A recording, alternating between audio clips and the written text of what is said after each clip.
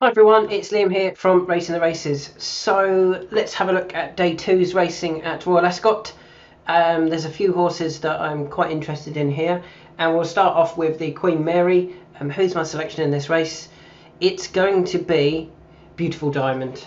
Quite a boring selection in the fact that she is favourite. She's 4-1 favourite. Yeah, I think she takes all the beating here, though. She's actually drawn in stall 17, which is what dramatised one from last year for Carl Burke. And Beautiful Diamond is drawn in the same stall. So, that's not a reason why I like her. I think her effort at Nottingham was very, very good. She pulled away from the right horses, and she beat 4 or 5 here that had plenty of experience, or some experience in the likes of Mantra and Miss Show Off, Perel. And yet Beautiful Diamond travelled nicely, picked up well when asked for an effort. It was already sent off 100 to 30, despite there being 5 in the race with previous form. Now, normally you find that those at the head of the market are those with form, or that have had a run, and yet Beautiful Diamond had not had a run, and yet still went off 100 to 30. They knew that she was smart, and she proved it winning at Nottingham. And I think she's very smart. I think she will take all of the beating in this first race. So Born to Rock was one that I quite liked. I thought her effort for Jane Chapel Hyam at Yarmouth was a good effort. She pulled away really impressively.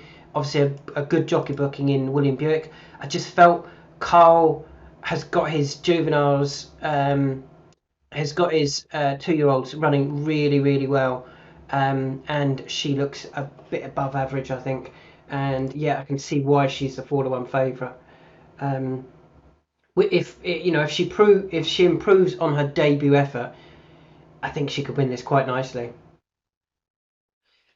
Moving on to the 3:05 at Ascot. How many caught my eye here? One catches my eye here, and that horse is Adelaide, who's actually top on alphabetical order. Remember, I'm not showing you the ratings. I'm showing you alphabetical order, which is what you see as a free member. Why do I like Adelaide? Well, I thought her effort on her return was a very good effort over a mile. She travelled nicely. She didn't get the clearest of runs. I think if she had, she probably would have won a good handicap. I mean, they brought her back in a decent handicap, 60,000 euros to the winner. They thought she could win that. And I think off 86, right in the bottom, drawn in the middle for Joseph O'Brien, I think she can go very well. It's only her third run for Joseph O'Brien. She didn't quite run her best when running on the soft ground at Curragh, but then returned this season on good ground, which I think is key to her. And I think she is a nice horse. I mean, last season Martin Mead was even running her in group races. She ran in a Group 3 on only her third start. I think she's a nice horse. I think she's still got more to come. And the fact that she's got that big race experience, as in a big field, it was 20 runners that she ran in last time out, and she ran a really good race. I think that will give her a good chance here. I think she'll know what to do when settling behind the leaders, and then when asked for an effort, she'll find a gap and hopefully quicken nicely. She is currently, is she 8-1? Let's just double check. Yeah, she's available at 8-1, and I think she's going to go very close there. Moving on to the 420. Why the 420? I've missed the 340, haven't I? Let's go back to the 340. This race I kind of struggled with a little bit. Excuse my noisy chair. I wasn't totally sure who I fancied here, and I will definitely be keeping stakes smaller on this one. I've ended up landing on the favourite. I thought her effort on her return behind Just Beautiful was a good effort. She's also won over course and distance when beating Oscula. Oscula did everything right over 7 furlongs last year, kept showing her form. She did go on to win a Group 3 at Goodwood and then a Group 3 at Deauville, suggesting that was good form. Jumbly beat her at Ascot over this course and distance, with November back in third. November had previously ran well behind Saffron Beach at Royal Ascot. I think that's the best form. I think that's Group 2, Group 1 form. Whereas some of the others, I'm not totally sure what type of form they've got. Potapova is very much in and out. Prosperous Voyage, yes, she improved last time, but had been beaten, quite comfortably in Group 2s, and a Group 1 and a Group 1. I kind of feel that Jumbly would go closer in a Group 1 than Potapova did, and Prosperous Voyage have. And I think Grand Dame might need the run. I know John Gosden's got a good record in this race, but I think he would have got a run into her to come into this race if she was a big fancy for them. And the fact that they haven't just leads me to land on Jumbly here, who has had the fitness run. So now let's look at the 420. This could be a really good race, actually. And I think I know, I have got a selection in the race, and I'm going to explain why I like this horse. So my selection is going to be, I don't know how to pronounce this, because although it looks an easy word, I know there's a lot of talk on Twitter how you should pronounce it. Is it My Prospero, or My Prospero, or My Prospero? That's my selection. Why is she my selection? Why is he my selection? So his form last year was very good. Third in the Royal Ascot, beaten by Currabus and Lusail in the Group 1. So that's good form. She then went to Saint-Cloud and won. I keep saying she. He then went to Saint-Cloud and won a Group 2 event before returning for the Champion Stakes at Ascot, when finishing third behind Baybridge and Adahar, who both reoppose. However, I feel that Tom didn't realise how well he stayed. I'm always going to say she for My Prospero. Don't know why. Didn't realise how well he stayed, and he kind of got caught for toe a little bit by Baybridge and Stone Age, who kicked for home and looked in trouble. Bade was travelling much better, Adayar travelling much better. Adayar kicked for home as well off the bend, and My Prospero just got caught for a bit of toe. But then in the final, I don't know, half a furlong, he really picked up strongly.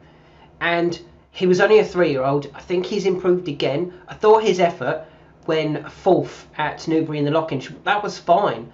He doesn't want a mile. He wants a mile and 2. Look at that effort. Looked in trouble. Looked like he was going to finish 7th, 8th. Ran on again right at the finish. That's proper Group 1 form, which all of these do have. Baybridge and Adayar and Luxembourg do have. But I think the trip will really suit My Prospero, and the little bit of rain that we've had, I think will suit him even more. And I felt at the prices, he was the one that I liked the most, because you can currently get, just refreshing the page to make sure it's live, 7-2. You can get 4s, we won't say that's not enough bookies to say that. 7-2 about My Prospero. I think he'll be able to reverse the form on Baybridge, because I think Tom will be going for it earlier. I think Adayar needs further. I think he might just get caught for a bit of toe this time. Luxembourg was good, but I just think there's not a lot between Luxembourg and Prospero. And at the prices, I think My Prospero is the one I'm going to land on there. Moving on to the Royal Hunt Cup. And those of you who follow my analysis will know exactly who I'm going for in this race. The first one will be Astro King.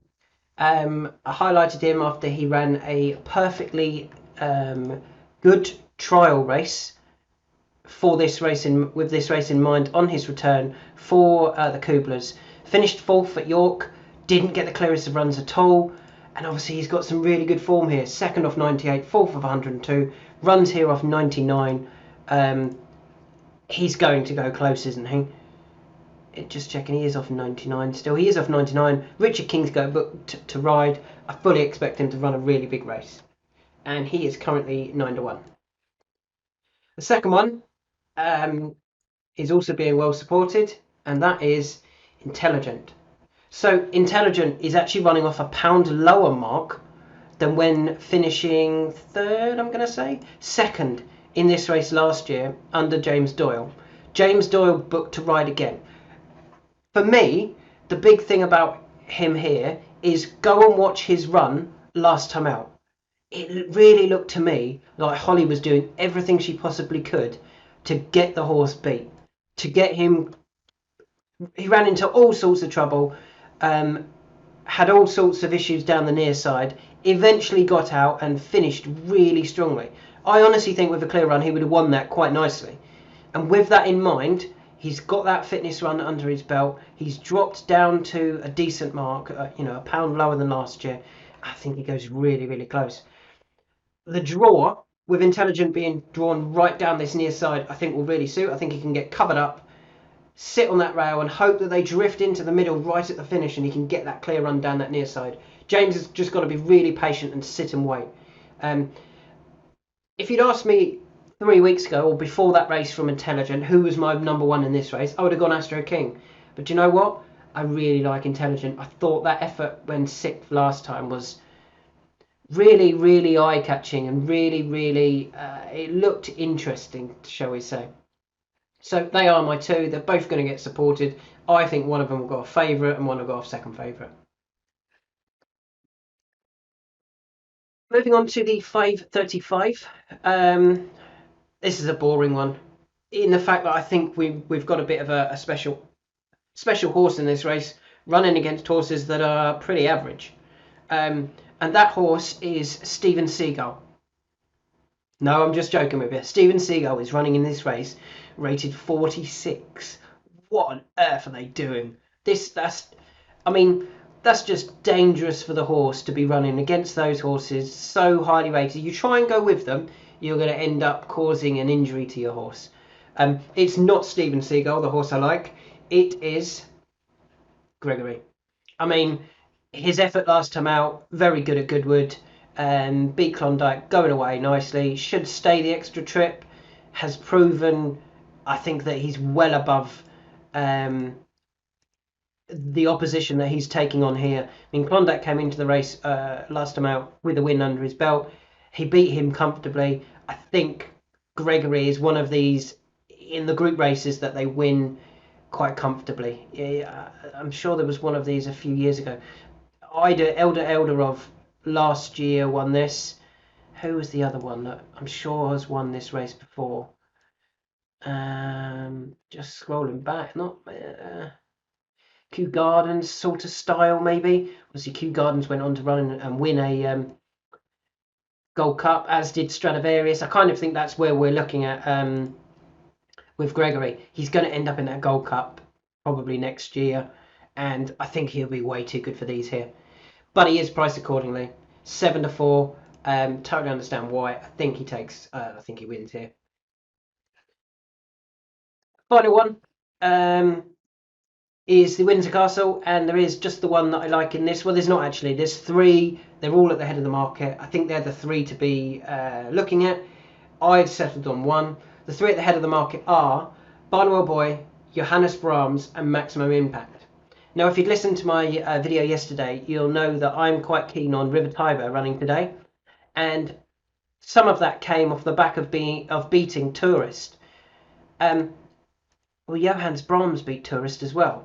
But I know they were both making their debut, and they both could have improved, and Tourist could have improved, and then still got beat by River Tiber. But I think Johannes Brahms, the fact that he went off 5-6 for this race, in a race which last year was won by Shartash, who, what did he do? He won the Group 2 afterwards. And the runner-up was Age of Kings for Aidan O'Brien. Now, Aidan O'Brien, that was last seen running in the Irish 2000 Guineas. So they think it's, they like that race as a race to send a really good one. And the fact that they sent Johannes Brahms there on debut, I think, was very eye-catching and very telling. I think they know that he's quality, and yet they're running in the listed race. They could have run him in the Coventry. They could have run him in the, a better race than this, but they're not. I think they're coming here to try and win the race again. They won it with Little Big Bear, who ended up, he's a star sprinter, isn't he, Little Big Bear? He's going to take all the beating later this week. I think he's very, very smart, and he's the one that I want to be on in the last race of the day at 5-1. Let's just double check that. Always good to refresh the page. Yep, 5-1 is easily available. So just a quick recap. In the 230, I like Beautiful Diamond, quite boring as a favourite. I think Carl Burke has got another very good one here. I think she'll take all the beating.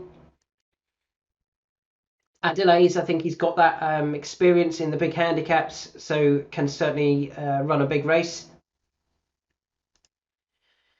Jumbly is the one I landed on in the Duke of Cambridge. I think she's got the proper Group 1, Group 2 form. My Prospero, I think he will appreciate this trip, and that little bit of cut in the ground will certainly give him a better chance. In the Hunt Cup, Astro King and Intelligent, I've highlighted both of them for this race for a little while. In the 535, I think we might see something very special from Gregory. I think he's a future Gold Cup horse. And in the final race, another one I think is very smart, Johannes Brahms, I think could end up being a star sprinter this season. Thanks for listening. Remember, get involved in the NAP competition. It's free. You can win prizes. Remember, as you go to submit, if you don't see NAP submitted, they are not yet submitted. We can see that a few people have still got. They've got 3 selections selected, but they haven't yet submitted them. If you are having trouble, get in touch. Thanks for listening, and let's hope the first couple of days go our way.